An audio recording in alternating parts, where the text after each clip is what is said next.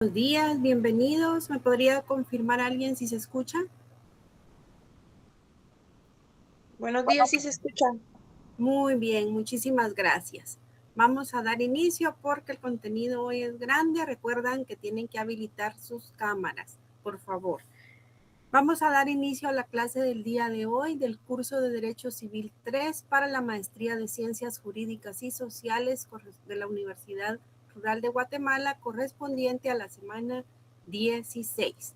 Y el tema que abordaremos es el de la rescisión y las nulidades de la partición de bienes hereditarios.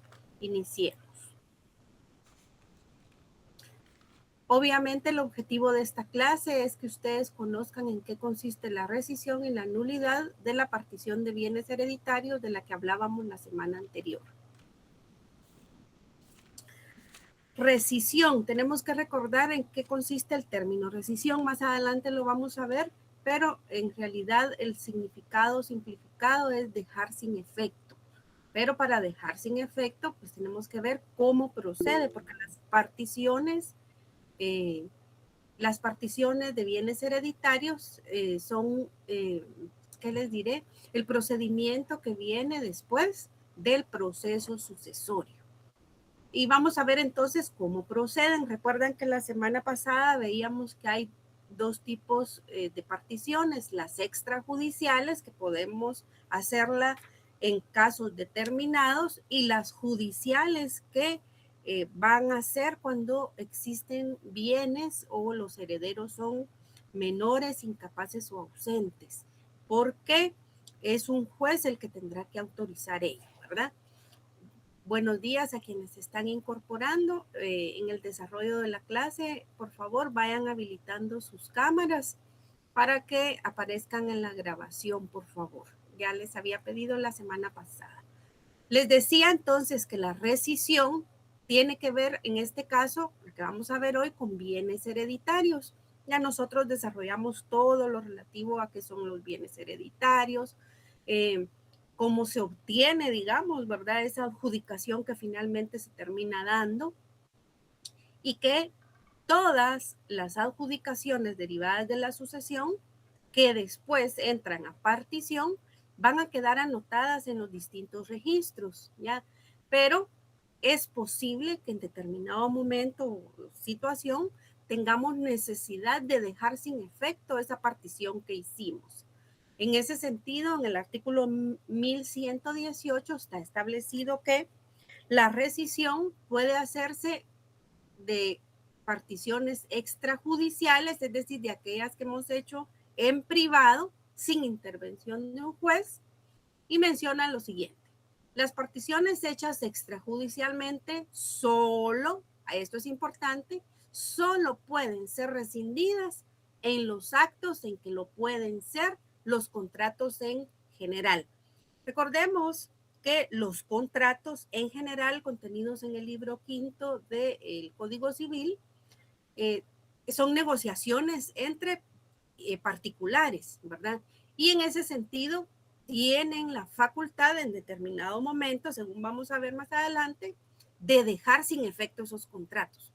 Las particiones, entonces, que se hacen extrajudicialmente, es decir, las que vamos a hacer ante un notario, se dejan sin efecto por las mismas causas que los contratos en general.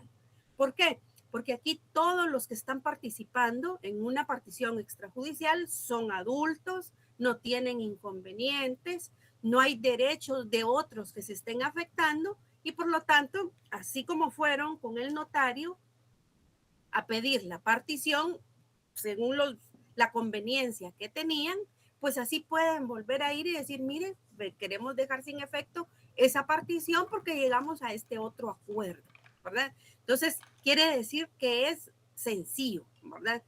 Pero sabemos que hay particiones que son judiciales. Cuando hay un menor, cuando hay incapaces, cuando hay ausentes, no podemos libremente decir los adultos, partamos de tal o cual manera. Tenemos que ir y pedir una autorización judicial. Y en las particiones, entonces, judiciales, no es que se establezca que no se pueda, pero veamos lo que establece. Las particiones hechas judicialmente no pueden ser rescindidas, quiere decir que sí pueden en determinados casos, ¿verdad? Pero por lo general no pueden ser rescindidas, sino en los casos de saneamiento u otra causa legal, conforme al capítulo anterior. Recordemos, ¿verdad? Y que trata de los efectos de la partición. Recordemos entonces que las particiones, cuando acudimos a un juez, estamos nosotros planteándole al juez una situación que da lugar a algo que se tenga que resolver, porque la ley no nos permite hacerlo directamente entre particulares. No nos deja ir con un notario y decir, mire, dejamos sin efecto aquello que hicimos, ¿verdad? Así como una compraventa es dejada sin efecto mediante rescisión, podemos hacer las extrajudiciales de esa forma, pero las judiciales no. Entonces, solo va a aplicar en caso de saneamiento u otra causa legal que va a surgir posteriormente. En ese sentido, menciona que las particiones, fíjense bien, el término anterior era rescisión. Mediante la rescisión, las partes, ¿verdad? Estamos facultadas en esa libertad de disposición que tenemos, estamos facultadas para ir y decir, miren, nosotros habíamos repartido la herencia así, pero cambiamos de parecer y entonces la queremos dejar sin efecto. Ya vamos a ver cómo opera la rescisión más adelante. Una cosa es rescindir y otra muy distinta es pedir la anulación. ¿Ya? Entonces, la anulación menciona el 1120 o regula, mejor dicho, que puede ser anulable. ¿Ya? Recuerden ustedes que una forma de dejar sin efecto algo es pedir la anulación. Pero ojo, en la rescisión vamos voluntariamente con un notario en la extrajudicial y le decimos, señor notario, mire, deje sin efecto la escritura y hagamos una nueva, ¿verdad? Acá la partición es distinta. La anulabilidad es un medio de impugnación, es un ataque, ¿ya? Establece entonces que nosotros podemos hacer uso de la anulabilidad si se hubiere hecho con preterición, quiere decir excluyendo a alguna persona que haya tenido título para heredar en el momento de abrir la sucesión. ¿Qué sucede? Puede surgir aquello, ¿verdad? De que fíjense que tenían un medio hermano y nunca le notificaron. Y ahora apareció el medio hermano. Ya es que era hijo de otra señora y etcétera. ¿Qué sucede? Ahí es donde la persona va a aparecer, donde va a hacer uso de su derecho a ir a pedir que se anule esa partición que se hizo porque lo excluyeron. ¿Ya? Entonces, ¿qué sucede? Cuando la partición se hace excluyendo a la persona que haya tenido derecho, la omitieron, no la hicieron parte del proceso y obviamente mucho menos de la partición. Cuando se hace de esa manera y hubo mediado dolo o mala fe por parte de los coherederos, esta persona va a poder acudir ante un órgano jurisdiccional y pedir que se anule esa partición, ¿verdad? Porque de mala fe, con mala fe y dolo, malintencionado, lo excluyeron, omitieron que él existía, ¿verdad? Y eso es bien común en los procesos sucesorios. Ya ellos hasta se hicieron la partición de la herencia y resulta ser que no llamaron a esa persona que le correspondía ser heredero. Y entonces, si me dio dolo o mala fe, si se logra establecer, ¿verdad? El juez va a establecer que esa partición va a quedar anulada y tendrá que hacerse otra, ¿verdad? Pero si no hubiera mediado dolo o mala fe, quiere decir que ni sabían que existía esa persona, por ejemplo, o si el título se adquirió después, ¿verdad? Porque por determinada la situación, imagínense, una persona estaba peleando de que era hijo de ella, hasta en esa fecha salió la sentencia, por ejemplo, ahí podría decirse que no se va a rescindir, porque los otros no es que no quisieran incluirlo, sino que no sabían que él tenía ese derecho. En ese sentido, no se permite la rescisión, pero ojo, pero este que fue omitido, ¿verdad? El preterido, tendrá derecho a la parte del valor de los bienes que le corresponderían. Entonces, entre lo que se repartieron los herederos, tendrán que hacer una nueva partición, pero sin hacer nula la que ya existe, determinándose lo que le corresponde a juicio de expertos. Entonces, vean que no es lo mismo dejar sin efecto a invocar una anulación, ¿verdad? Ahora, una cosa es que algo sea anulable. Vamos a ir y decirle al juez, mire, señor juez, vengo a invocar la nulidad para que deje sin efecto esto por tal y cual razón, lo que decíamos antes. Ya no es lo mismo a decir, vea, señor juez, fíjese que se hizo esta partición y es nula. Ya, yo voy a invocar la nulidad, pero un tipo de nulidad más absoluta. ¿Por qué?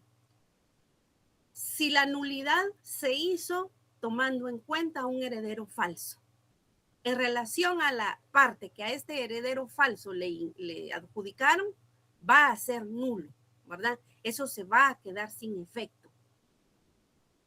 Y en consecuencia va a dejarse nula esta relación, esto en relación con él, en cuanto a la que él afectó, ¿verdad?, a los otros interesados. Entonces, si no hay otro con derecho, los otros van a repartirse esta parte que a él le correspondía. ¿Por qué? Porque él era heredero falso. Imagínense que se logre establecer, digamos, que el testamento que donde se establecía que a esa persona le correspondía el derecho es falso, pues eso va a quedar sin efecto, ¿verdad? Que salga, digamos, la sentencia en ese caso. Y luego viene otra figura que es la partición suplementaria. ¿Por qué? Porque si una vez hecha la partición, fíjese bien, la partición no se hace dentro del proceso sucesorio, se hace en fase posterior. Una vez hecha esta partición, aparecen algunos bienes que fueron omitidos, ¿verdad? Que no aparecen en el inventario, unas cuentas bancarias, algún pago de algún seguro, resulta apareciendo, ¿verdad? Pero ya se hizo la partición, entonces se hará una división suplementaria de esto último, ¿verdad? Siempre vamos a observar las reglas de si es intestado o es testamentario, ¿verdad? Si ese derecho de estos bienes que aparecen estaba establecido por testamento, pero los bienes no estaban incluidos, habría que ver si le aplicaría, ¿verdad?, a obtenerlos. O sobre estos va a tener que establecerse a quienes les corresponden de manera intestada. Ahí da mucho problema, por eso se pide que cuando se inicia el proceso se logre establecer la mayoría de bienes, o todo, mejor dicho, para que no resulte esto, ¿verdad? Porque de ahí puede surgir un montón de inconvenientes y por eso surgen los conflictos que después no permiten a los herederos disfrutar de los bienes porque se está solventando todo este tipo de problemas, ¿verdad? Uno cuando ve a veces propiedades abandonadas, ya les he dicho, tiende a pensar, ¿verdad? Que por qué motivo los dueños no disponen de ellos, ¿verdad? Pues muchos deciden en su libertad de disposición esperar que estos adquieran plusvalía, etcétera, ¿verdad? Pero muchos también están en conflictos de sucesiones hereditarias y herencias. Entonces, veamos por qué, ¿verdad? Las personas no logran acuerdos y esto pues no se logra resolver, ¿verdad? Lastimosamente. Nosotros, fíjense que en nuestra calidad de notarios estamos llamados a hacer que las partes lleguen a acuerdos, ¿verdad? De hecho, incluso en la abogacía ya hay áreas en las que el objetivo es resolver el conflicto, no persistir en el conflicto, ¿verdad? Porque las personas a veces se enfrascan en conflictos que no deberían por puras razones sentimentales, ¿verdad?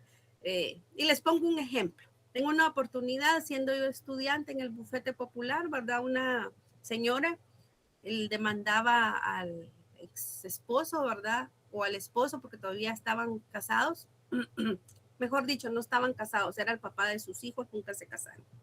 Ella lo demandaba por pensión alimenticia. Y miren ustedes, costó tanto ese proceso porque el señor eludía sus responsabilidades, no se dejaba notificar. Fue todo un caos para lograr notificarle al señor. Por fin, cuando se le logró notificar, él accedió a presentarse, ¿verdad? A la audiencia correspondiente. Y en la audiencia, ya cuando habíamos llegado a un acuerdo económico de cuánto iba a ser la pensión, empezó la discusión porque el señor decía una cantidad y la señora otra, ¿verdad? Pero la diferencia entre lo que uno quería y la otra reclamaba eran 50 quetzales.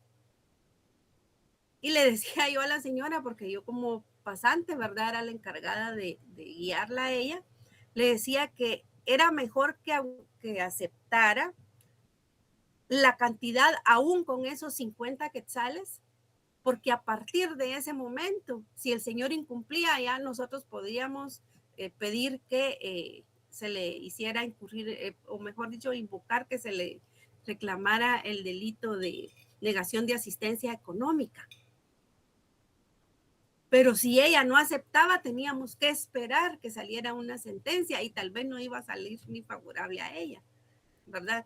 Entonces, por 50 quetzales, la negociación se alargó varias horas, ¿verdad? Hasta que la señora, pues el señor logró acceder a un poquito más y ella aceptó, ¿verdad? Pero se hizo un gran conflicto. ¿Por qué? Porque, por ejemplo, el derecho de los hijos y de que los hijos de ella tenían a pensión alimenticia no se estaba diciendo que no existía, ¿ya? Pero la ley, fíjense, y requiere que para que se exija, para que sea exigible en un tribunal, esté en un documento. Ya, en ese caso iba a ser en una sentencia o en un convenio también podría ser. Entonces, ¿qué sucede? Es mejor tener algo escrito a no tener nada. Y si voy a renunciar a esos 50 quetzales, aunque a esos 50 quetzales a la persona pues le iban a servir económicamente para muchas cosas, era preferible que renunciara de momento para lograr obtener esa resolución donde después ella podía pedir un aumento, ¿verdad? Y si no le cumplían, iba a poder pedir un juicio ejecutivo para que se pagara, ¿verdad? Entonces vean qué importante es tener la aceptación de la contraparte, ¿verdad? Porque no tenerla es esperar a lo que el juez resuelva, ¿ya? Esperando que sea favorable. Y si no lo es, ¿qué sucede? En este sentido, las rescisiones, fíjense que son dejar sin efecto un contrato, ¿ya?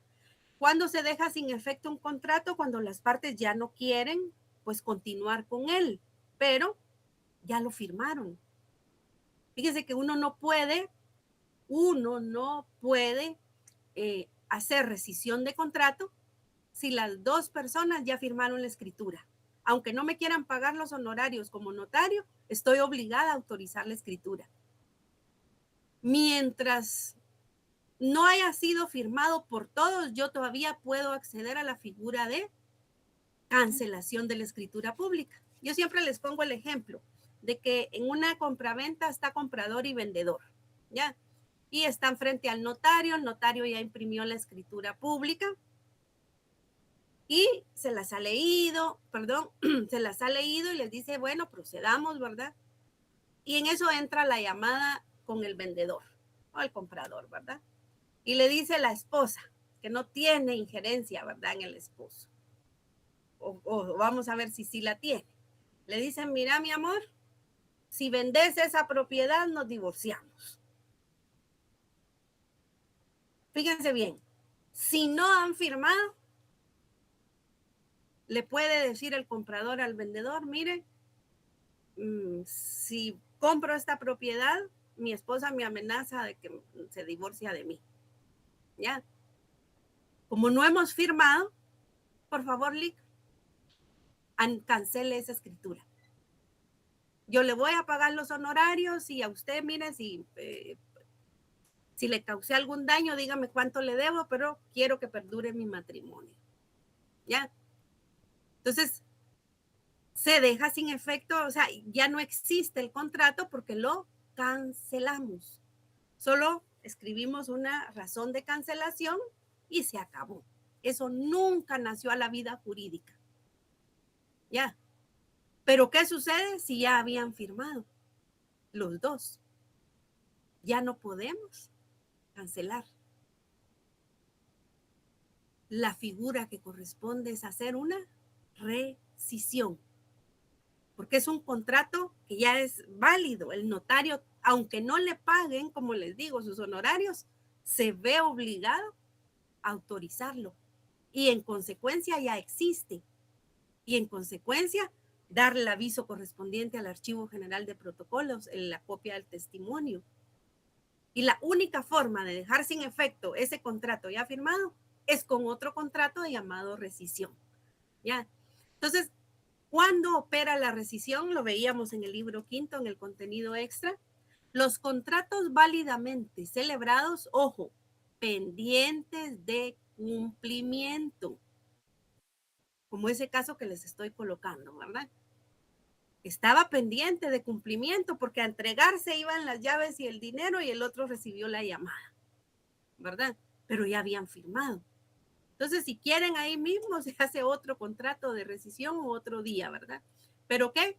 Válidamente celebrados, pero pendientes de cumplimiento. Pueden rescindirse por mutuo consentimiento.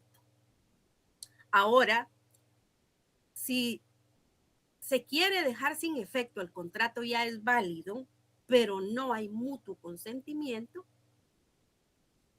nos vamos a un órgano jurisdiccional y le probamos al juez por qué queremos dejar sin efecto el contrato. Porque nos mintieron, porque nos dijeron, porque no era lo que yo tenía previsto, etcétera. Pero eso es un juicio, ¿verdad? Ya no es una escritura de rescisión. ¿Ya? Entonces, quiero que comprendan bien cómo opera una y cómo opera la otra. Las rescisiones de particiones extrajudiciales, en el caso de la sucesión, ¿verdad?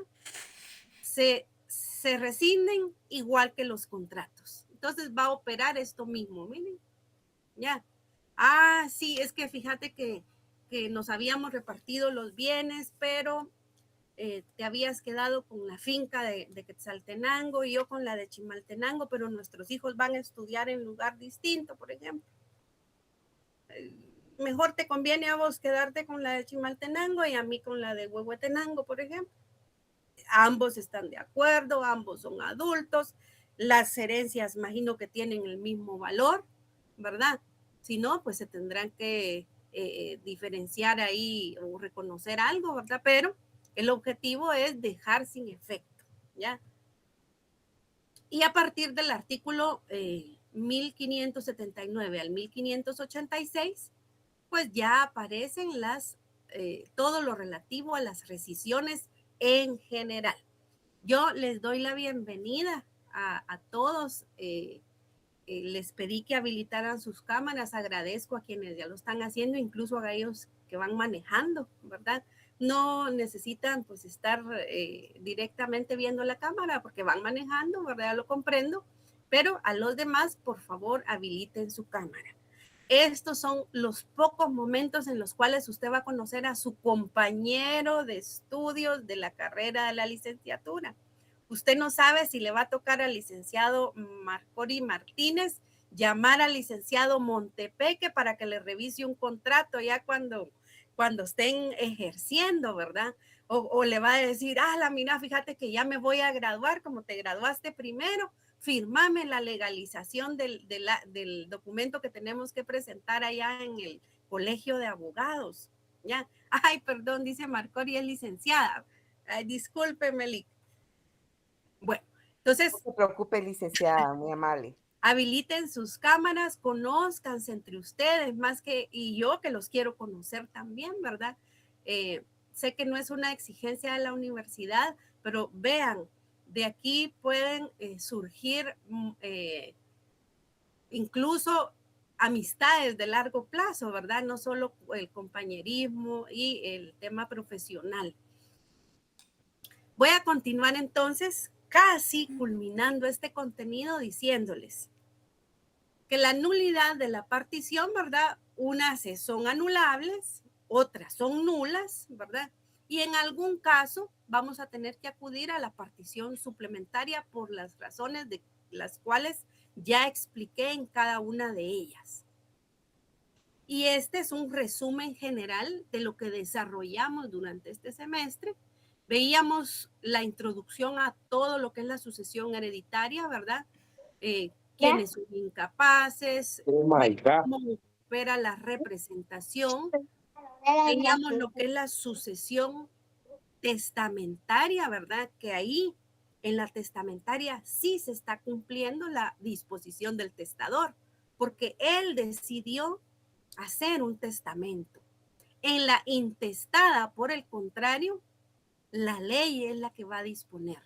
Veíamos términos como la forma de los testamentos, la revocación, la nulidad, la falsedad, la caducidad, las herencias condicionales y a término, la diferencia entre un legado y una herencia, cómo se acepta y se renuncia a la herencia, la función que tiene la albacea de la herencia, ¿verdad? Cuando esta es testamentaria, y luego todo lo relativo a la partición de esos bienes. Una vez que ya se ha obtenido la resolución, ¿verdad? Vamos a hacer las anotaciones en los registros y ahí van a quedar todos como copropietarios. Pero como no podemos obligar a las personas eternamente a estar como copropietarios, pues la ley les da la posibilidad de exigir en determinados momentos ya la partición de dichos bienes. Veíamos los efectos que va a tener esa partición y en consecuencia qué pudiera llegar a pasar si necesitamos dejar esos efectos de las particiones, ¿verdad? Sea que estemos de acuerdo o porque surgió algún inconveniente y vamos a invocar nulidades ante los órganos jurisdiccionales. En resumen, este es el contenido que hemos desarrollado de este libro tercero de las sucesiones hereditarias, donde ustedes ahora como estudiantes de derecho, ¿verdad?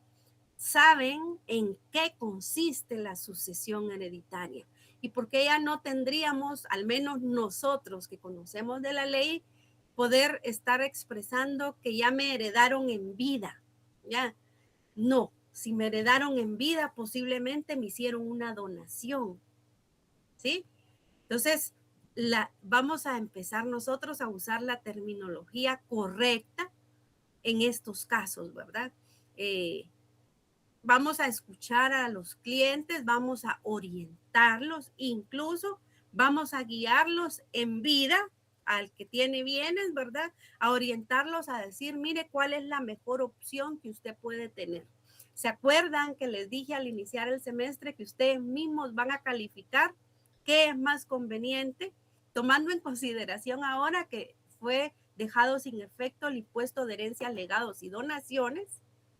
Ya van a considerar ustedes qué le conviene más a una persona que quiere transmitir los bienes a sus descendientes, si lo quiere hacer ella en vida, ¿verdad? Si lo quiere hacer mientras viva o para que tenga efectos después de su muerte, ¿verdad?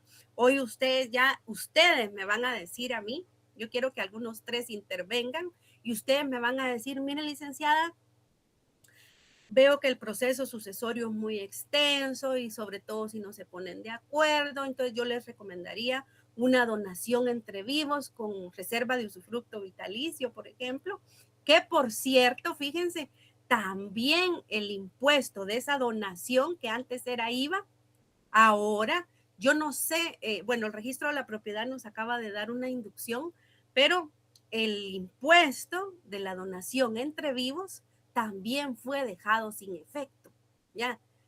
Para los hijos, o mejor dicho, hasta el segundo grado de consanguinidad, y luego por afinidad hasta el primer grado.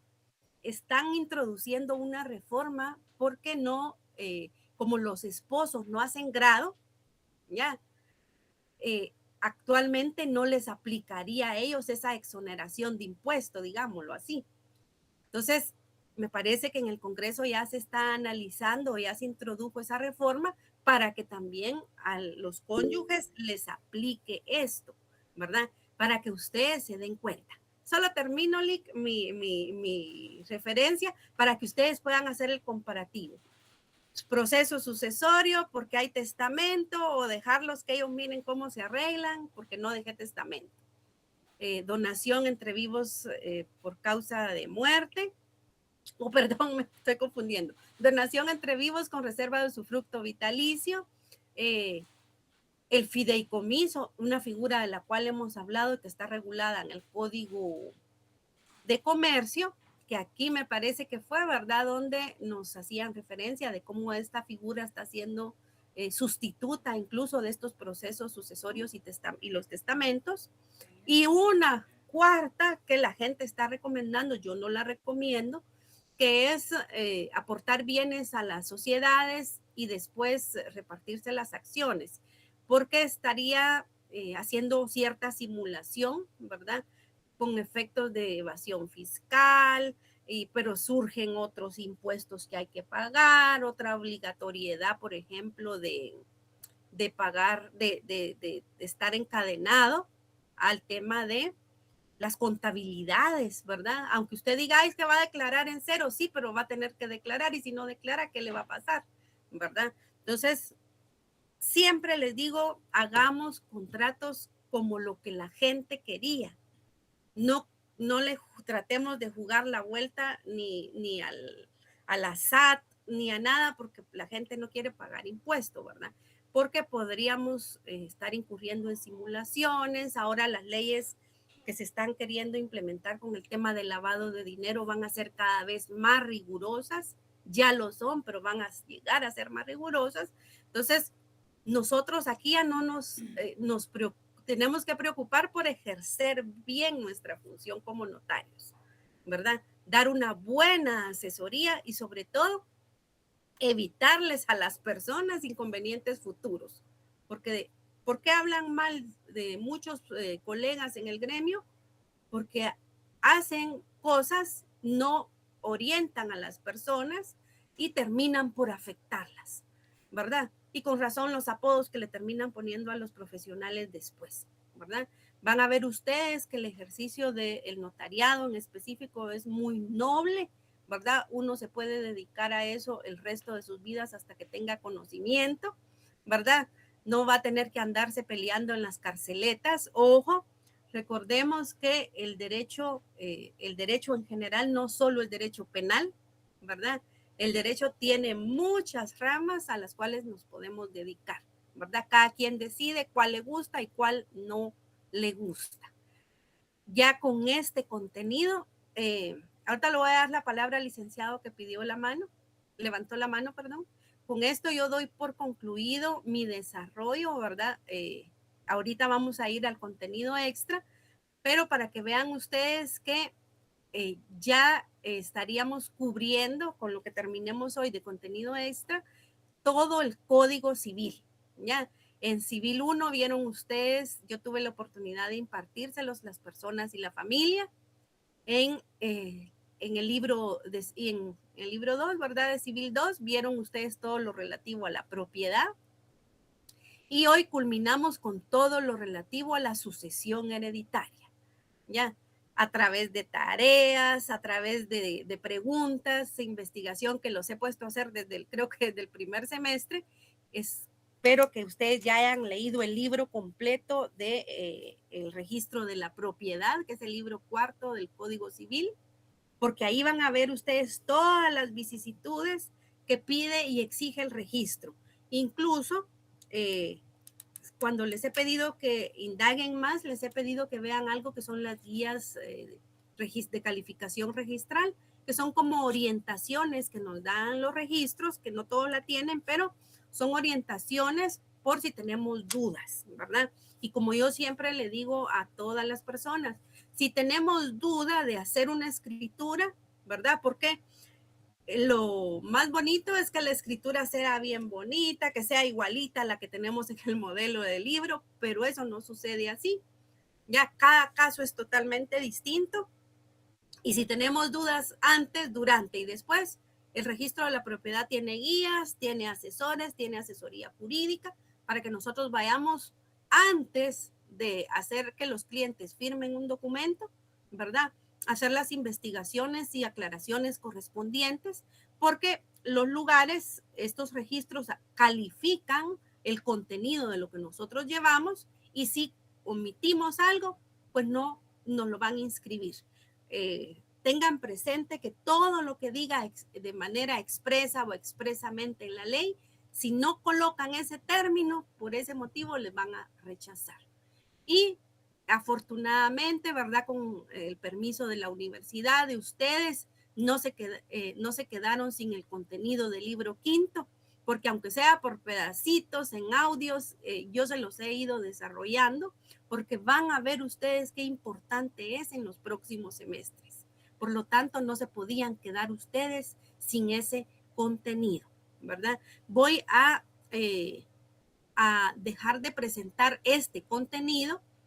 Les voy a dar la palabra a quienes la están pidiendo para que dejemos por concluido, digamos, este contenido, ¿verdad? Que ustedes me digan a mí qué les pareció, qué recomendarían, no se extiendan mucho, sean directos, porque así todos pueden participar. Luego me voy a desarrollar los contratos que nos hacen falta y quedamos otros minutos también para establecer lo que corresponda.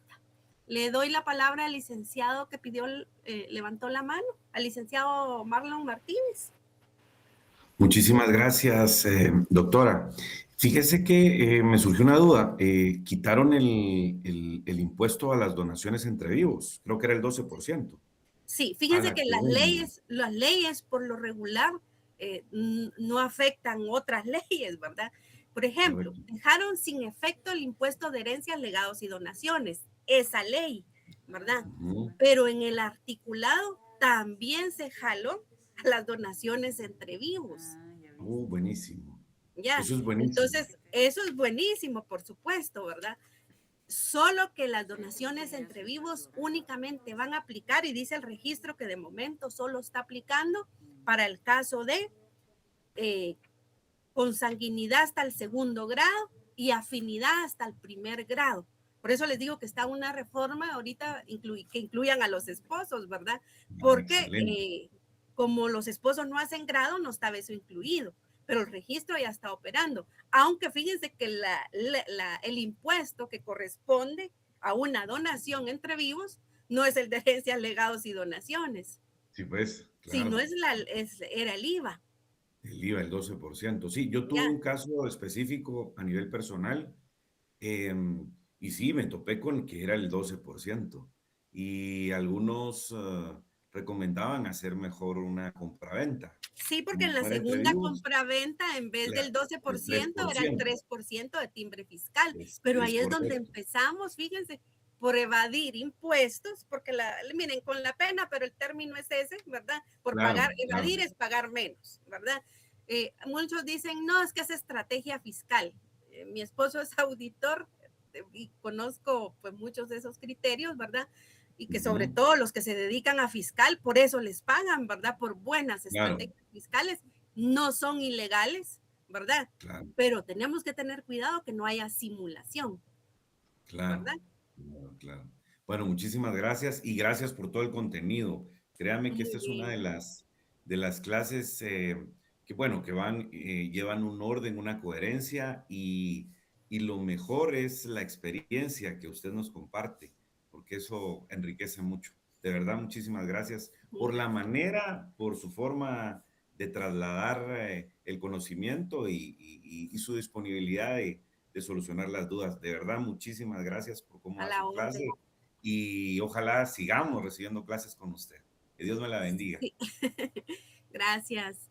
Miren, normalmente yo doy notariado 1, que es el siguiente curso que les toca el próximo semestre. Si Dios lo permite y las autoridades así lo disponen, pues ahí estaré yo dispuesta, ¿verdad?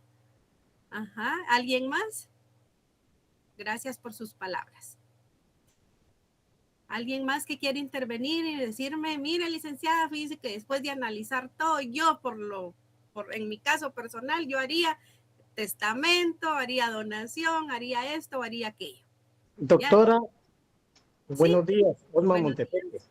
Sí, Solo nada más con respecto a lo que decía el compañero, que mejor que se hiciera un contrato de compraventa. Según, ¿verdad? Lo que la ley de timbre es segunda venta y subsiguiente para que le aplique el 3 y sí, no el 12% de IVA. ajá, Entonces, no es, se podría decir, una como evasión. evasión, ni Bueno, tampoco es una estrategia fiscal, sino que pensando como abogado ajá, tributario, eso se llama ilusión legal. O sea, elusivo, ajá, hacer lo que la ley le permite sí. dentro del marco de referencia. Ahora les voy a Solamente. explicar. ¿Qué diferencia hay si yo le hago, yo no tengo hijos, ¿verdad? Pero si yo le hiciera a mis hijos donación, donación con usufructo vitalicio, a compraventa con usufructo vitalicio, porque se puede hacer compraventa con usufructo vitalicio. Primero es una venta falsa, porque no estoy vendiendo. Solo estoy diciendo que es venta para pagar otro impuesto que es menor. Elusión, como dice usted, ¿verdad? Va. ¿Qué sucede cuando ese hijo se case y yo le di compraventa y no le di donación?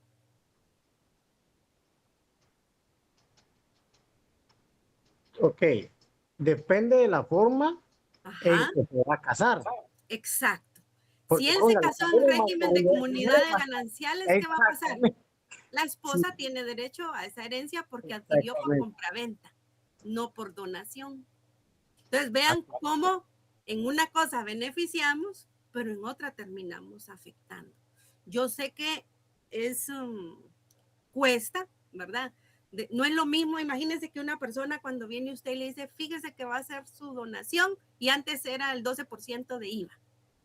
Hoy ya no está esa excusa porque en el primer y segundo grado ya no va a haber impuesto. Sí, sobre todo, doctora, que derivado a la automatización, tanto académica como en sistema, en software, Uh-huh. las autoridades fiscales también ya están tomando en cuenta como un delito la elusión, porque lo están Exactamente. tomando de conformidad con el Código Penal, creo que es el artículo 358. La ¿Ves? ley del crimen organizado también. Exactamente, así es Fíjese que por estar la simulación. sí. Y si usted viene y todavía dijo la persona, Lick, fíjese que hoy no traje mi DPI, no se preocupe, yo lo voy a colocar persona de mi anterior conocimiento, ligado a proceso por la ley de crimen organizado. Ya, entonces yo sé que nosotros tenemos, ustedes, digamos, los que se dedican al tema fiscal, pues van a ser excelentes abogados tributarios de defensa tributaria, ¿verdad? Yo lo sé, ¿verdad? De hecho, yo misma les he dicho aquí, mire, si usted se va a dedicar, eso sería porque usted lleva los dos conocimientos y es auditor, ¿verdad? Porque nosotros, si nos dedicamos a eso, tenemos que pedir el acompañamiento de un auditor. Pero no es lo mismo que nosotros orientemos a las personas a que les causemos inconvenientes. Ya les conté el caso, ¿verdad? De la señora que le compraron su propiedad por 1,000,000 de quetzales, pero en la compraventa solo decía 200,000. ¿Por qué? Porque es que fíjese que para que no pague impuesto. Ella, y le dijeron, ¿y cómo se lo vamos a pagar en efectivo? Y dijo ella, ¿y qué hago en los 800,000? Guárdelos y vaya depositándolos por pocos, ¿verdad? Y ella sacaba del colchón todos los días 10,000 quetzales y estaba en la cola del banco. Ya se imaginarán ustedes en el día quinto, ¿verdad? ¿Qué dijo el gerente del banco? ¿De dónde está sacando ese dinero, verdad? Si las autoridades identifican que esos 800,000 quetzales andan rondando en efectivo, primero le va a caer la ley de lavado de dinero, ¿verdad? Muchos dicen, no, es que por esos 800,000 vamos a hacer de mejoras, el contrato de mejoras, simulación también, porque hay mejoras que sí existen y otras que no existen, ¿verdad? Bueno, de esos 800,000 le va a caer la ley de lavado de dinero porque no tiene cómo justificar documentalmente ese valor, ¿ya? Inmediatamente después le va a caer la ley de extinción de dominio que le da 10 días para aprobar ¿cómo se dice? La procedencia lícita de dichos bienes. ¿Para qué entonces? Era más fácil que pagara impuestos sobre el millón, ¿verdad? Ya de una vez el bien entra, ¿cómo les diré? A una actualización, ¿cómo se dice cuando a un avalúo automático, ¿verdad? Porque nosotros, vuelvo, cuando ejercemos como notarios, nuestra función es coadyuvar al Estado para el correcto pago de impuestos. ¿Ya? Yo sé que van a chocar ustedes con ese sentimiento, ¿verdad? Por supuesto, van a tener que equilibrarlo en su momento, ¿verdad? Para aplicarlo de mejor manera, sin caer en simulación, sin que por ilusión los quiera alcanzar la SAT, sin que por la ley del crimen organizado los quieran afectar también, sin que caigamos en lavado de dinero. Y con las nuevas leyes de lavado de dinero, pues vienen responsabilidades, porque decía el presidente del Congreso que uno de los inconvenientes que están analizando es las obligaciones que se están imponiendo a los notarios, ¿verdad? Que por eso está en discusión en el Congreso, dicen ellos, ¿verdad? Que uno de los motivos es ese, ¿verdad?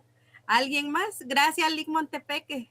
Doctora, perdón, con el permiso de usted, Claro. no sé si los compañeros me dan oportunidad para hablar todavía. Sí. Ok, gracias. Les comento, a criterio personal, hace 25 años me casé yo y por ignorante, pero la ley no me exime por la ignorancia, ¿no? Entonces, por ignorante me casé, compré un terreno, lo puse en nombre de mi mamá porque supuestamente cuando me casé, yo me casé por mancomunidad de gananciales, pero lo que venía de atrás, eso no entraba en el proceso de divorcio, ya estoy divorciado. Me fue bien en el divorcio, pero todavía estoy peleando un terreno que en carretera El Salvador, que lo puse a nombre de mi mamá porque mis hermanos se están convirtiendo en mis enemigos. Ese es uno. Ahí sí, por la ignorancia. Entonces, por eso fue que mejor me dediqué a seguir esta carrera. Lo que es de uno nadie se lo quita. Claro. Y lo que pienso hacer con ella es, ok, como yo tengo todos los documentos de que yo pagué, salió de mi cuenta, todo está bancarizado, hay una trazabilidad de todo el sistema financiero cuando yo compré ese terreno en carretera El Salvador. Sin embargo, cuando murió mi mamá, yo fui a hacer un préstamo fuerte a una financiera en dólares y lo fui a terminar de pagar, liberé la hipoteca y ahí está peleándose. Entonces, mi objetivo es, bueno, mira, vos tenés casa, le voy a entrar a cobrarle a ella, ya que me está peleando. Entonces, a modo que, mira, ¿sabes qué? No tienes cómo pagarme, te embargo. Así de fácil. A modo que... Sí, por otra vía. A modo que ella, pues, ¿sabes? Porque todos aquí ya podemos establecer que por haber puesto los bienes a nombre de la mamá, los hermanos tenían derecho a la sucesión del bien que era del licenciado. Sí. Y sin embargo, mis otras hermanas que no se llevan conmigo, pero sí son conscientes, conscientes. Entonces, le dicen a la otra, es que mira, él es dueño. Entonces, al momento que yo haga un pleito, las otras van a ir a favor mío. Entonces, se van contra ella. Ok, pero ese es uno de los puntos. Otro de los puntos con que yo seguí esto, y estoy agradecido con el primero y segundo, tercer semestre con usted, es por mi trabajo. Yo soy contador público auditor, tengo 35 años de experiencia y me ha dado mucho, tanto el tema de los actos y contratos, que también me amarro yo, como no soy abogado, pero también me amarro con el código de notariado, que también he votado muchos casos que han querido defraudar a mi cliente, y precisamente mi cliente me tiene muy contento, ¿verdad? O sea, e incluso para la pandemia, mira, estás malo, me dio COVID, soy diabético, bendito Dios, tomaba 200,000 pesos, me los depositó y me los pagas mes a mes, pues, ¿verdad? Yo acostado trabajando. Va. La tercera es con respecto a los depósitos. Ahí sí difiero un poco por la regularidad del monto. El 11 de febrero del año pasado me dice mi cliente, mire, Lick, fíjese que vendí unos terrenos en Huehue y San Marcos, y todos llegaban a pagar que 400,000 en efectivo, que 300,000, total que los vendedores tenían como 10 millones de efectivo en su casa, y poco a poco iban a depositarlo, y que depositaban que 350,000 y todo en efectivo, porque allá todo en efectivo, no había problema blanco. El problema fue que uno de los vendedores era primo hermano del dueño, simuló un asalto, se robaron 3 millones y medio. Entonces me dicen a mí el 11 de febrero en la capital, mire, vamos, ok, perfecto, vamos a hacer la auditoría con las empresas que estaban ahí a cargo de las ventas. Llegamos y de repente de 3 millones y medio nos devolvieron 1,5 millones en efectivo. Le digo, andar, uno que es consciente de las leyes, andar con uno en ese dinero, en el carro y sin seguridad y sin nada, pues yo sinceramente se me subió el azúcar. A mí me subió el azúcar. Sí, fíjese que yo soy de Jutiapa, y si usted quiere ver mucho dinero, muchos animales, muchas vacas, váyase usted el día domingo a las 5 de la mañana a la entrada de Jutiapa. Miren ahí, 200,000 aquí, 200,000 ¿A qué parte, doctor? En la cabecera de Jutiapa. ¿Pero qué parte? ¿Mero Jutiapa? En mero Jutiapa, antes de Donde llegar. se hace la feria. No, Donde no se hace por la feria. La feria sí, creo que es en noviembre. donde es el campo, donde hacen el campo de la feria cabal. Ahí todos los domingos hay negociaciones de millones de quetzales, en efectivo. Ya. ¿De qué parte de Jutiapa es, licenciada? Yo soy de Asunción y del Progreso Jutiapa. O sea, Okay. U22.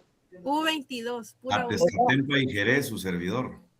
Mucho gusto. Paisanos. Entonces, fíjense que esa ley ahorita que incluso va a entrar en vigencia, ¿verdad? Para los ganaderos, ese régimen específico fue hecho para que estas personas se regularicen, ¿verdad? Pero miren, en el campo es bien difícil, en los departamentos. No es que la gente no tenga, ¿qué les diré? No tenga cuentas bancarias, porque las tienen, ¿verdad? Pero la circulación de dinero en efectivo, ahí usted no va, si usted quiere ir a comprar una vaquita, no vaya ahí. Si quiere comprar un camión de vacas, ahí sí es donde tiene que ir, ¿verdad? Porque las negociaciones son de cantidades exorbitantes y circulan, eso sí, usted cuando entra va respirando profundo porque cada quien carga sus 2 armas de cada lado, ¿verdad? No, ahí sí que los que somos de allá ya no le tenemos miedo a las pistolas, ¿verdad? Por eso, pero así es, así funciona. A ver cómo el Estado logra regularizar, porque como dice el licenciado, para donde uno mire, cree lavado de dinero, si uno anda tipificando, ¿verdad? Es el lavado de dinero, ahí va a haber lavado de dinero, y se da para muchos ilícitos, porque efectivamente, ¿verdad? El tema del lavado y la extinción de dominio van amarrados y terminan por perjudicar a veces a personas que no están haciendo las cosas mal o cosas malas, pero las hacen mal, ¿verdad? ¿Cómo le dice usted a uno a ese gentile que está lavando dinero o que puede caer en lavado de dinero? Si hasta en el ámbito empresarial ustedes mira uno cosas mucho peores, ¿verdad? Entonces hay que tener mucho cuidado nada más. ¿Por qué? Porque por algunos casos nos terminan jalando a los notarios que hacemos las escrituras. ¿Y qué culpa tenemos, verdad? Doctora, para concluir, Asunción Mita está conmigo. Ah, vaya. Buenas botas hacen allá. Esa es Santa Catarina Mita. Tengo que darle mérito porque no es lo mismo. Sí, Catocha. Sí, exactamente. gracias. Gracias, Y Lick. yo siempre voy a la feria a Jutiapa en noviembre y también al Progreso Jutiapa, que es en octubre. Ajá, sí. Cerca de Jutiapa. Compañeros, es un gusto. Bendiciones. Igual. Lick César Estuardo Chacón. Muy buenos días, doctora. Aparte de Buenos días. agradecerle su hermosa clase, me quedó una duda. Solo le quería preguntar sobre cómo se define cuando es legal o no es legal el tema de, por ejemplo, cuando se hace una compraventa que ponen la venta del terreno y aparte las mejoras. Escuché que en algún momento había Sí. simulación, pero ¿en qué momento sí es legal y en qué momento es simulación? Cuando las mejoras son falsas. Por ejemplo, una venta de un terreno, ¿ya? Y dicen, y vendemos el terreno en tal cantidad que es el valor mayor que estaba registrado y sobre eso se paga el impuesto. Y sobre la diferencia, que esa es una deficiencia también, ya ha sido puntos de tesis, que el contrato de mejoras no se inscribe en el registro y se termina haciendo en un documento privado. Ya. Entonces ahí puede usted meter 10 millones, pero cuando usted va a ver, ¿y las mejoras en qué consisten? Porque hay que describirlas y el terreno no tiene ni siquiera un cerco. Ahí estamos haciendo una simulación de mejoras que no son mejoras. Ya. Pero cuando sí son mejoras, decimos, bueno, este era un terreno, ¿verdad? Que valía tanto y se le construyó este edificio encima, ¿verdad? Montable o desmontable. Por ejemplo, ustedes ven hay centros comerciales y hay supermercados y gasolineras que lo único que se arrenda es el terreno. De ahí lo demás está clasificado como otra categoría, ¿verdad? Y puede ser incluso desmontable. No sé si ahí se le aclara la duda, Lick. Sí, muchísimas gracias, doctora. Bueno, Lick Montepeque ya me quiere cambiar el puesto de dar clases, ¿verdad? No, doctora, es que hablando sobre ese tema que lo del compañero, fíjese que ese es mi cliente que tengo, que tiene fincas, es cliente potencial, pero tiene sus fincas de una manera transparente, ¿verdad? Entonces, tanto en Shell, en Quetzaltenango, San Marcos, Huehue, no están acostumbrados a que el terreno se coloque por el precio real. Entonces, ellos lo que le huyen es al YUSI. Entonces, lo que hacen es, ¿verdad? Mire, ¿sabe qué? Factúreme el terreno por menos. Entonces, vengo yo, ok, ¿sabe qué? Transparentemente, facturémosle el terreno. Ejemplo, si el terreno vale 700,000, le vamos a facturar el terreno en el 60% y el otro 40% se lo vamos a facturar también por medio de mejoras.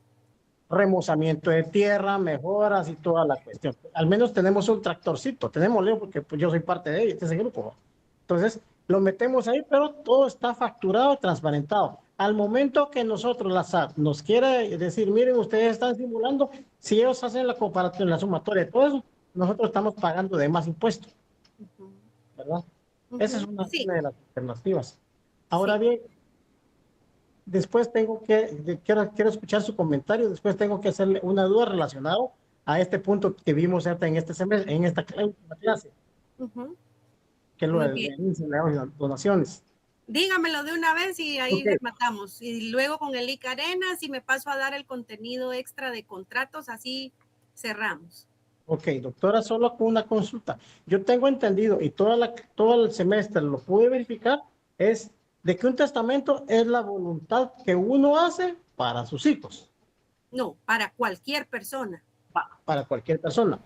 ¿Qué pasa si yo hago un testamento en este momento y solo incluí a 2 de mis 3 hijos porque uno es rebelde? Después él quiere venir y pelear e impugnar ese testamento porque él también es hijo. Por la igualdad. No. ¿Qué aprendimos este semestre? Sí, Preterido. El propietario testa a favor de quien él quiera, sea el Exactamente. amante, sea una secretaria, sea un vecino. O sea, en ninguna ley encontramos la obligación de hacer testamento a favor de nadie. Exactamente. Lo Sí, único que protege es si hay menores que tienen derecho a alimentos, que se les incluya el alimento, ni siquiera la herencia. sí, sí. Este es un problema mero complejo que cabal me llegó el fin de semana pasado. Entonces le mira, pues, y le digo a esta persona, si la voluntad de tu suegro fue no darle a ellos nada que ver, es que mira, me llegó esto. Entonces, están como que queriéndole, están queriéndolo demandar. Sí. E incluso presentaron testamentos falsos. Mira, decirle que vean también el testamento, la fecha del testamento, fecha, hora y todo. Entonces, todo eso ya se hizo, pero fíjate que el abogado, ¿sabes qué? El abogado, lo que tu abogado de defensa lo que está haciendo es queriéndote sacar, preguntarle cuánto quiere el costal de pisto y ya le digo nada más. Porque sí, es la verdad. Así se maneja la torre de tribunales, pues, ¿verdad? Así es. Difícil, aunque yo veo difícil que un testamento válido, hecho con todos los requisitos de la ley, se deje sin efecto, salvo que sí sea falso, ¿verdad? En caso que el testamento se llegue a determinar que es falso, pues deja sin efecto la sucesión testamentaria y será intestada. Y ahí sí está llamado por ser pariente de los grados de ley, ¿verdad? Gracias, Lic. Lic Arenas, le doy la palabra. Buenos días, doctora. Buenos días, compañeros. Antes que nada, pues agradecerle que la verdad que todo este tiempo que hemos estado estudiando ha sido realmente clases que he disfrutado bastante y me han abierto mucho la perspectiva. Entonces, creo que voy a hacer algo que voy a tener que seguir repasando después con los videos para que sea algo que ya le quede a uno completamente, ¿verdad? Claro. Entonces, muchas gracias por la forma en la que está dando las clases. La verdad es muy profesional, muy buena. Es una forma excelente de darla, licenciada. Gracias, Lic. Muy amable. Y por otro lado, precisamente ayer estaba yo en una reunión con un equipo directivo y estaban mencionando un tema de que querían comprar algo, pero que la otra empresa se tenía que comprometer a venderlo. Entonces, lo que se me vino a la mente primero a mí fue la promesa de compraventa, pero alguien mencionó precisamente algo de un acuerdo de marco. Nunca había oído Sí, ese tipo de contrato. eso puede ser más un contrato de índole mercantil porque no está dentro de los regulados en el Código Civil.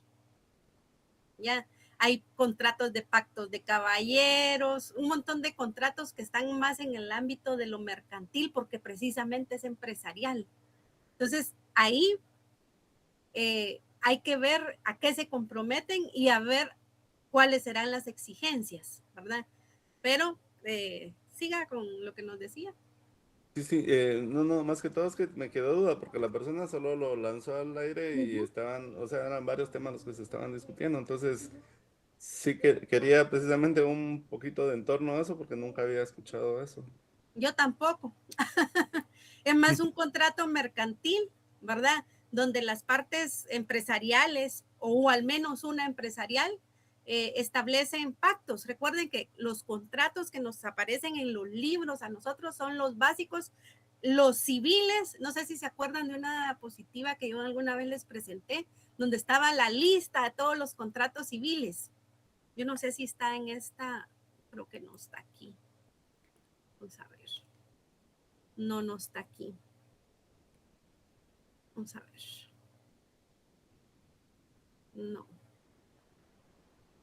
No, aquí está desarrollado, pero en el futuro hay una presentación donde están todos los contratos civiles. Los civiles tienen nombre, están regulados en el Código Civil, ahí dice qué se puede hacer, qué no se puede hacer. Los mercantiles están en las leyes de comercio, bueno, principalmente en el Código de Comercio, ¿ya? Ahí vamos a encontrar otras compraventas, otros leasings y así. Pero la característica de los contratos mercantiles es que unos son típicos, quiere decir que tienen nombre y están en la ley, pero la gran mayoría son atípicos. No tienen un nombre fijo ni están regulados en ninguna ley. ¿Ya? Entonces, Okay. Entonces, ¿dónde se van a mover ese tipo de contrato? En que no caigan en las ilegalidades que establecen los códigos penales. Por ejemplo, no podrían ahí, yo no sé qué están negociando en el contrato que usted me refiere, ¿verdad? No sé si lo que negocian son acciones, si lo que negocian son ganancias, si hay un conflicto entre accionistas o en contratos que se están incumpliendo. No sé exactamente qué sería, pero lo que quieren regular ha de ser algún tipo de situación que está fuera de la esfera del ámbito civil y que ellos van a colocar las reglas. Y lo que sí le puedo decir que le van a agregar a ese contrato que usted me menciona es una cláusula de arbitraje, porque la cláusula de arbitraje les va a servir para resolver en caso de incumplimiento de lo que ahí se pacte. ¿Ya? Porque ese tipo de contratos posiblemente no van a ir a ningún registro, va a quedar entre ellos.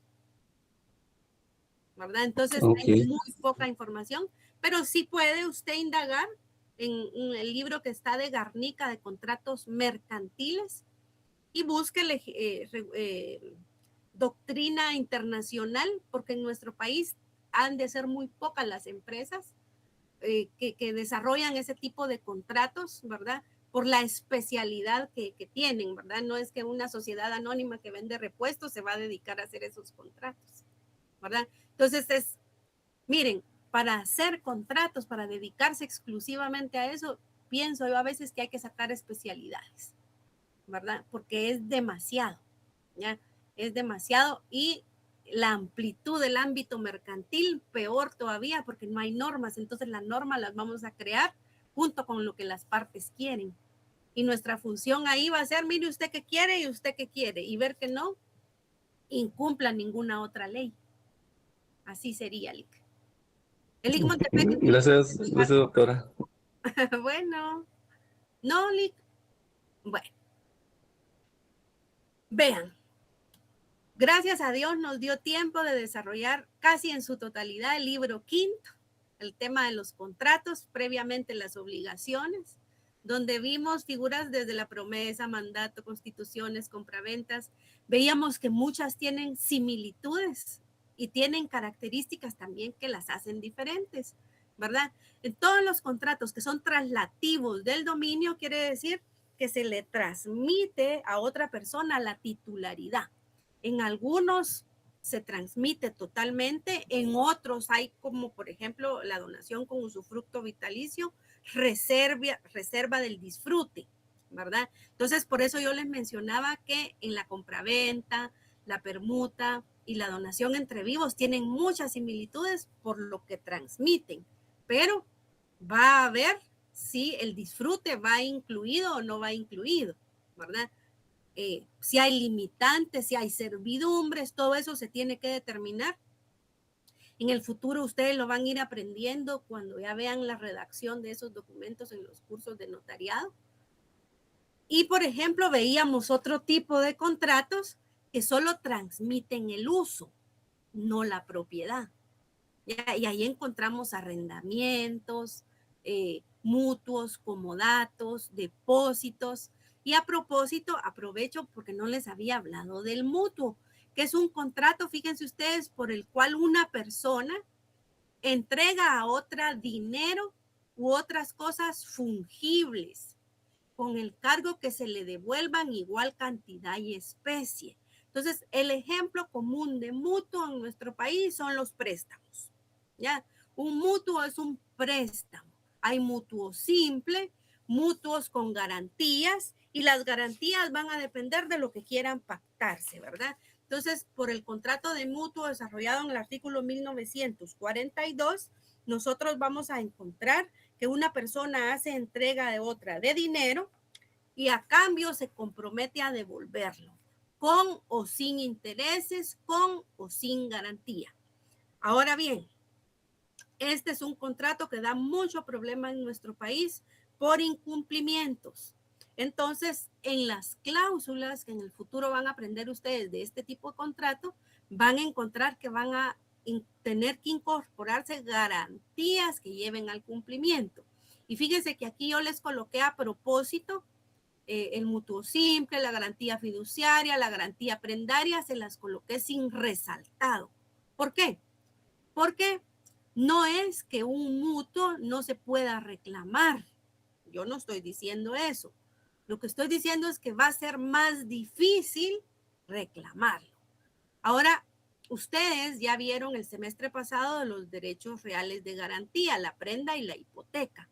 Y en ellas vamos a ver, ¿verdad?, que la hipoteca es por excelencia el método de garantía más fiable. ¿Por qué? Porque si a mí no me pagan, yo ejecuto la hipoteca. Pero ojo, ejecutar la hipoteca no significa que pase a mi nombre inmediatamente el bien. El bien se tendrá que poner a la venta y luego tal vez podríamos decir que se me adjudique porque no me pagaron, pero no ese es el camino, ¿verdad? Ahora bien, según el tipo de garantía va a ser la forma en que yo haga la reclamación, ¿verdad? En el elemento formal, fíjense que la ley no da una forma de cómo debe suscribirse un contrato de mutuo. Ya un contrato de mutuo pudiera ser entonces de manera verbal, ¿verdad? Cuando usted presta un dinero de manera verbal, lo difícil de ese tipo de préstamo es cómo probar que usted le prestó a esta persona, ¿verdad? Entonces, nosotros siempre recomendamos un documento, ¿ya? Si el documento es privado, por lo menos que tenga legalización de firmas, ¿ya? Para que podamos nosotros ya decirle al juez, mire, señor juez, un notario certificó que la firma es de la persona. Pero si ni siquiera tenemos un documento o el que tenemos no tiene legalización de firmas, el juez va a decir, no, pruébenme que la persona es la que debe, ¿verdad? Y por excelencia nos vamos mejor a una escritura pública, porque en escritura pública yo voy, incluso si tiene garantía hipotecaria, a anotarlo en un registro, ¿ya? Y si no me pagan, yo voy y le digo, señor juez, ejecute este contrato porque la persona no me pagó. El juez sabrá el procedimiento y ustedes lo van a aprender en los próximos semestres cómo este tiene lugar, ¿verdad? Entonces, el mutuo es una transferencia temporal de un bien fungible o dinero específicamente, ¿verdad? Y en los contratos se va a especificar todo lo relativo, ¿verdad? A cuándo lo va a pagar, dónde lo va a pagar, si hay intereses, si no hay intereses, qué pasa en caso de incumplimiento, ¿verdad? Y como yo digo, no es lo mismo que usted le preste a una persona 1,000 quetzales a que le preste 50,000, ¿verdad? Entonces, hay formas de hacer el documento, ¿verdad? Pero nosotros siempre vayámonos a la forma documental y de preferencia con garantía hipotecaria, ¿verdad? Porque lastimosamente en nuestro país, después de que las personas piden prestado, pues después no quieren pagar, ¿verdad? Y se enojan todavía cuando se les cobra.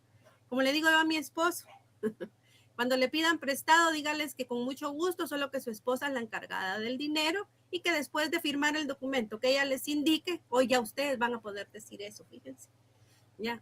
Y después del documento que ella les indique, pues con muchísimo gusto se les prestará el dinero, ¿verdad? Es mejor perder una amistad a perder su capital.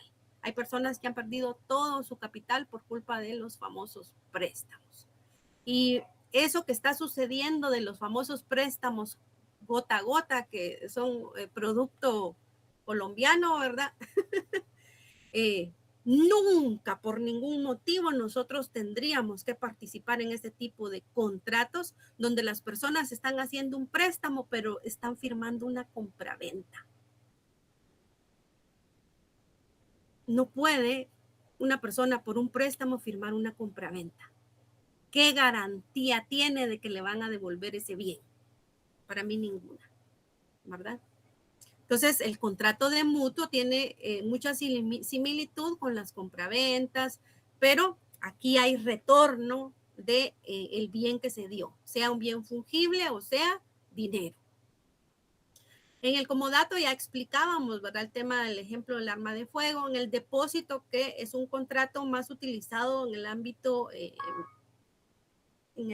también del sistema financiero, ¿verdad? Con los famosos almacenes generales de depósito que tienen una regulación específica. Al depósito que nos referimos aquí, este es su fundamento legal también, pero tiene otras connotaciones, puede ser voluntario, como cuando nosotros vamos y contratamos un servicio de una bodega, ¿verdad? Temporal, donde solo estamos pagando por la utilización de un área específica para depósito, o judicial, cuando es un juez el que dispone de dejar en depósito algo, ¿verdad? Porque de momento no lo pueden tener los titulares, porque por ejemplo hay un conflicto, ¿ya? Y luego, aquí sí ya empiezo a hablarles del contrato de obra y de servicios profesionales. Este contrato, miren, da mucho de qué hablar, pero me voy a centrar en lo principal. Por el contrato de obra o empresa, el contratista quiere decir que es una empresa que se dedica a eso, su giro comercial está en esa área, ¿verdad? De contratista. Él se compromete a ejecutar y entregar una obra que se le encargue por otra persona, ¿ya? Mediante el precio a que éste está obligado. En los anteriores vemos que hay contratos de obligación de dar, ¿ya? O de no dar, como vamos a ver en algunos. Pero este es un contrato de hacer, porque a mí me pagan por hacer. A las personas que se les contrata, se les paga por hacer.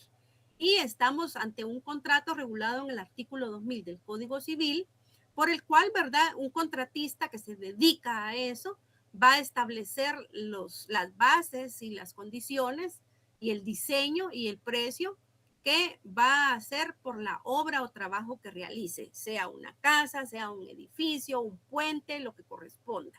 Ya, en esto tiene cierta base, por ejemplo, que después termina aplicándose en la ley de contrataciones, tanto para la construcción de obra como para la prestación de servicios, ¿verdad? Sin que allá pues exista otro tipo de fundamentación de qué es el contrato, pero tienen cierto amarre, ¿verdad? Estos tipos de contratos son tanto del ámbito privado, ¿verdad?, como en el Estado, como hemos visto su aplicación. Este tipo de contrato tiene una clasificación donde en un caso solo se va a construir y en la otra opción se puede además vender o entregar los suministros con la construcción que se va a hacer, ¿verdad? Entonces, esas son las cosas que se van a negociar. Va a tener que establecer el tema de los planos, qué es lo que se quiere construir, en cuánto tiempo, cada cuánto y quién va a hacer las supervisiones, la forma de pago, ¿verdad? Es muy posible que, como hay planos, se tenga que protocolizar. Entonces, en una de las cláusulas del mismo contrato o en protocolización, que es algo que van a aprender ustedes en el futuro, se tiene que incluir en el protocolo el plano, ¿verdad?, a efecto de que se cumpla a cabalidad eso. Y obviamente las cláusulas relativas a qué pasa en caso de incumplimiento, ¿verdad?, para que esto tenga lugar. Ojo, fíjense que la ley no exige una forma específica, pero dependiendo tipo de construcción va a tener que hacerse en escritura pública con incluso protocolación de planos. Porque no es lo mismo que usted contrate un albañil para decirle constrúyame esta pared, a que diga constrúyame esta casa, constrúyame este edificio, constrúyame este centro comercial. Entonces, el contrato que se va a utilizar es el contrato de obra. Y por otro lado tenemos el contrato de servicios profesionales, que si bien es cierto, la ley no nos los define, ¿verdad? Podríamos decir que por este contrato un profesional se compromete a prestar sus servicios según sus conocimientos específicos y a cobrar honorarios por ello. Como observamos, el nombre del contrato dice servicios profesionales. Y como esta ley no nos da una referencia de qué es un profesional, nosotros tenemos la ley que nos facultaría, sería la ley de colegiación profesional, porque ahí es donde dice que son los profesionales universitarios los catalogados como profesionales, ¿verdad? No vemos aquí una figura de servicios técnicos, aunque como es una forma de trabajar, ¿verdad? También, pues las personas prestan ese servicio. Ahora, en estos dos contratos nosotros tenemos que recordarnos siempre de lo que está regulado en el Código de Trabajo, porque hay una línea muy delgada, siempre digo, entre que un contrato sea de servicios profesionales o de obra incluso, a que termine convirtiéndose en un contrato de trabajo. ¿Por qué? Porque si usted al contrato de servicios profesionales viene y le coloca que la persona que se contrata se presentará a la empresa todos los días de 8 a 5 de la tarde, ¿verdad? Que la persona utilizará gafete, que la persona, si empezamos a incorporar un montón de reglas que son más características de un contrato de trabajo, ¿qué creen ustedes que va a pasar? Cuando haya una reclamación, cuando el contrato se quede sin efecto y la persona decida hacer una reclamación en un órgano jurisdiccional, va a ganar. ¿Por qué?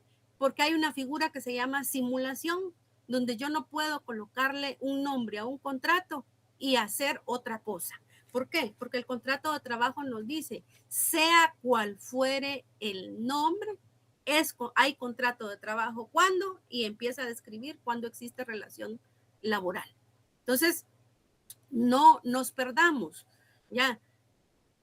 Como es un contrato que está también proliferando en el ámbito privado, también tenemos que tener mucho ojo, porque en los dos casos, nosotros al menos en el contrato no debe aparecer nada que termine por convertir ese contrato en una relación de dependencia.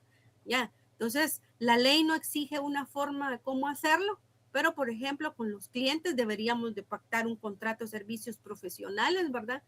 Con la único inconveniente que apenas la gente le quiere pagar el servicio profesional, cuanto menos el contrato, ¿verdad?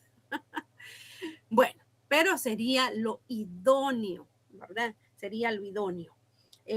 Los servicios profesionales regulados a partir del artículo 2027 solo nos establece que los profesionales que presten sus servicios y los que los soliciten son libres para pactar, para contratar sobre honorarios y condiciones de pago.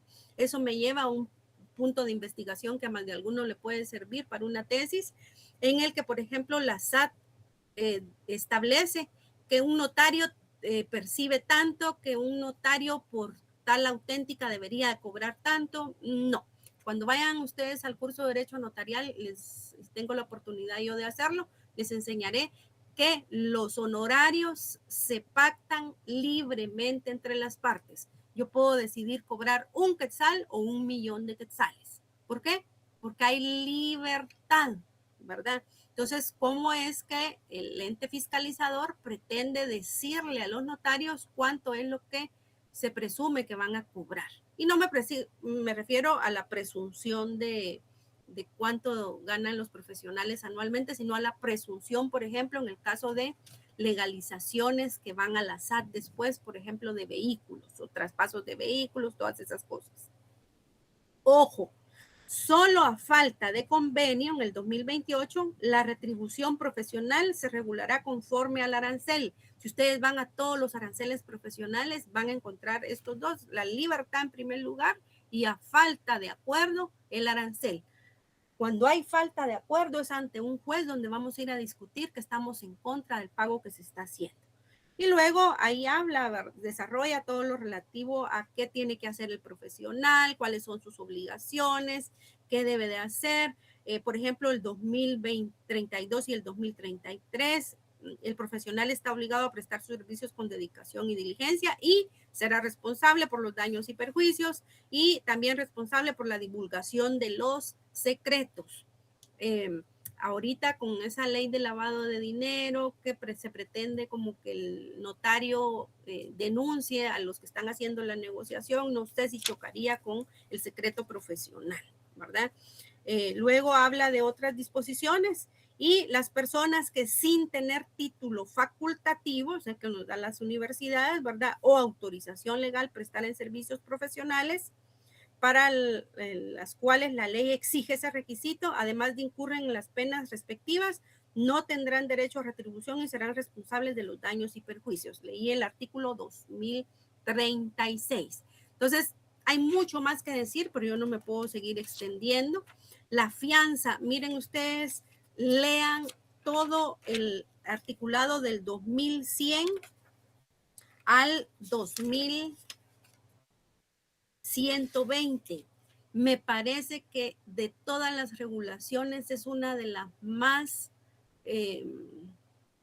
tristes, podría decirles, porque por el contrato de fianza, fíjense, una persona se compromete a responder por las obligaciones de otra. El fiador puede estipular con el deudor una remuneración por el servicio que presta. Si le vuelven a decir a usted que eres ser fiador, sí, si me pagas una mensualidad, porque el artículo 2100 lo dice, ¿verdad? Cuando ustedes lean estos artículos, miren, van a casi que decir qué injusta la ley, ¿verdad? Porque le transfiere la total responsabilidad a la persona que firma como fiador, ¿verdad? Y aquí van a encontrar ustedes mucha norma que pudiera invocarse, porque el fiador tiene el derecho de reclamarle a aquel por el cual le hicieron el cobro, ¿verdad? Pero eso no se le enseña a la gente, ¿verdad? El Estado, siento yo que debería ya intervenir el Congreso también en este tipo de regulación, porque arrastra a muchas personas que no eran las obligadas, principalmente por haber concedido su firma para ser fiador. Porque no es lo mismo la fianza, como la aplican en el ámbito bancario, afianzador, etcétera, ¿verdad? A este tipo de fianza, donde la persona individual asume la responsabilidad del otro, ¿verdad? Entonces, una de mis mayores recomendaciones, evite ser fiador en un 100% en su vida.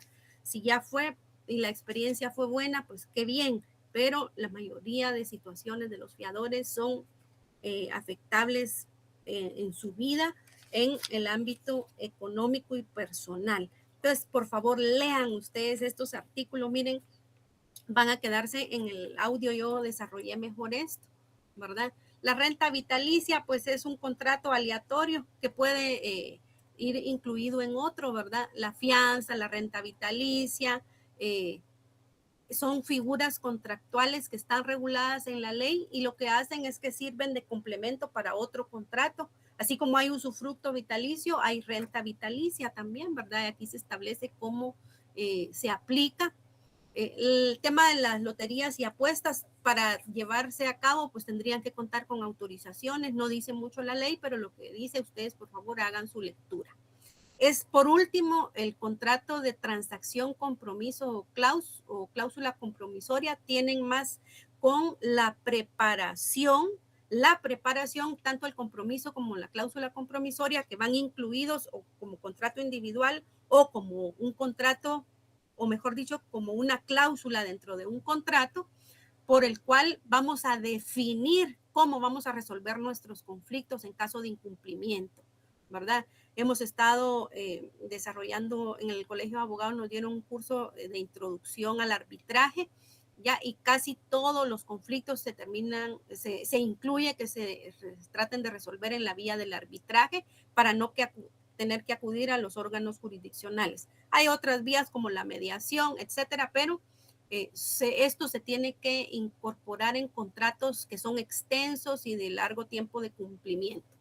Ahora, la transacción sí es una figura contractual muy utilizada en el ámbito privado e incluso particular, por el cual las personas que están por iniciar un conflicto o ya lo iniciaron, negocian que ya lo resolvieron, ¿verdad?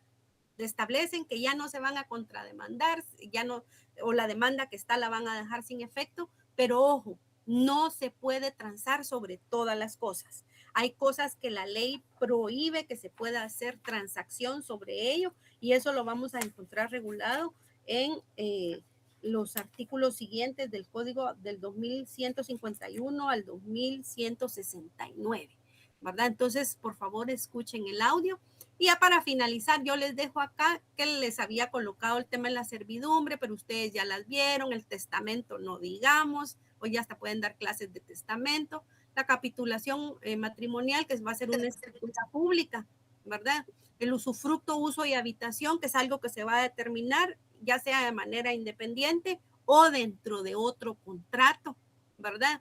Y también la garantía de hipoteca o prenda, así como el tema del fiador, ¿verdad? Van a ir incluidos. Si no han leído también la ley de garantías mobiliarias, denle una lectura porque es importante.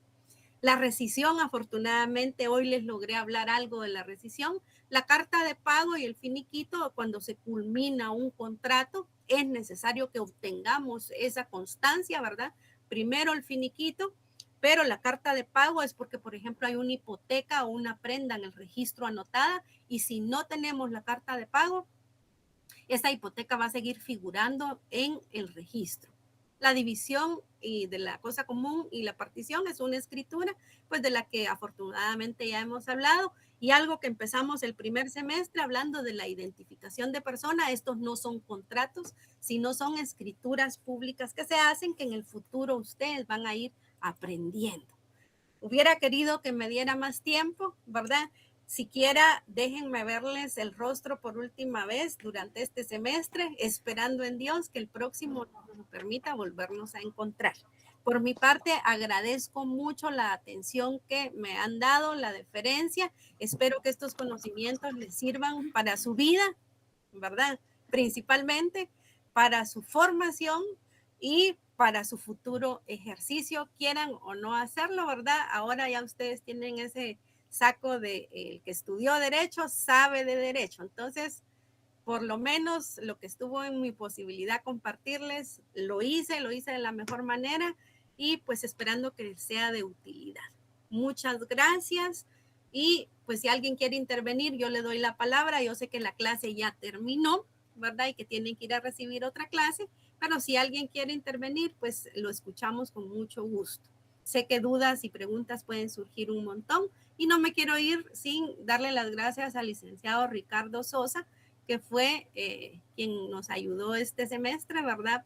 Para transmitirles algunos contenidos. Muchas gracias. Los dejo en el uso de la palabra, quien quiera. Doctora, a criterio personal, yo estoy muy contento y agradecido con sus clases desde el primero, segundo y tercer semestre.